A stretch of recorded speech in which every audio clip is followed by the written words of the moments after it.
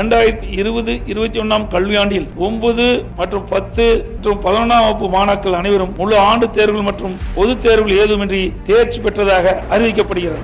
எடப்பாடியாரை ஏன் முதல்வராக்க வேண்டும்? கொரோனா ஊரடங்கு காலகட்டத்தில் 2020-21 கல்வியாண்டில் மாணவர்கள் மற்றும் பெற்றோர்களின் மன உளைச்சலை கருத்தில் கொண்டு 10ஆம் வகுப்பு மாணவர்கள் அனைவருக்கும் பாஸ் போட்டவர் அன்றைய முதல்வர் எடப்பாடியார். கொரோனாவால் எங்களுக்கு பயமாக இருந்தது, எப்படி ஸ்கூலுக்கு அனுப்புறதுன்னு. இப்போ கவர்மெண்ட் ரத்து பண்ணிட்டாங்க, ரொம்ப சந்தோஷமாக இருக்குது எங்களுக்கு.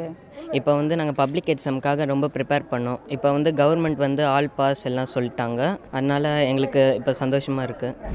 அதுபோல் கல்லூரிகளில் இறுதி ஆண்டு தேர்வை தவிர அனைத்து தேர்வுகளும் ரத்து செய்யப்பட்டன. தேர்வுக்காக பணம் செலுத்திய அரியர் மாணவர்களுக்கும் ஆல் பாஸ் போடப்பட்டது. திருச்சியை சேர்ந்த ஒரு மாணவர் தனது 23 அரியர் தேர்வுகளை ரத்து செய்த முதல்வருக்கு நன்றி தெரிவித்து வீடியோ வெளியிட்டிருந்தார். அரியர்ஸ் வச்சிருக்க ஒரு வீட்லயும் அவங்களோட அம்மா அப்பா ரொம்ப ஹாப்பியா இருக்காங்க. தமிழகத்தின் பல்வேறு இடங்களில் மாணவர்கள் எடப்பாடியாருக்கு நன்றி தெரிவித்து போஸ்டர்கள் ஒட்டியிருந்தனர். ஆல் பாஸ் நாயகர் எடப்பாடியார்.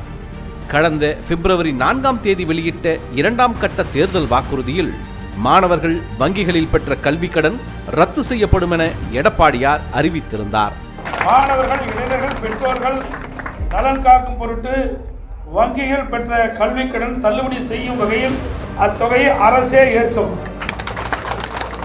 மாணவர்களை மறக்காதவர் எடப்பாடியார். மாணவர் துயர் துடைப்பவர் எடப்பாடியார்.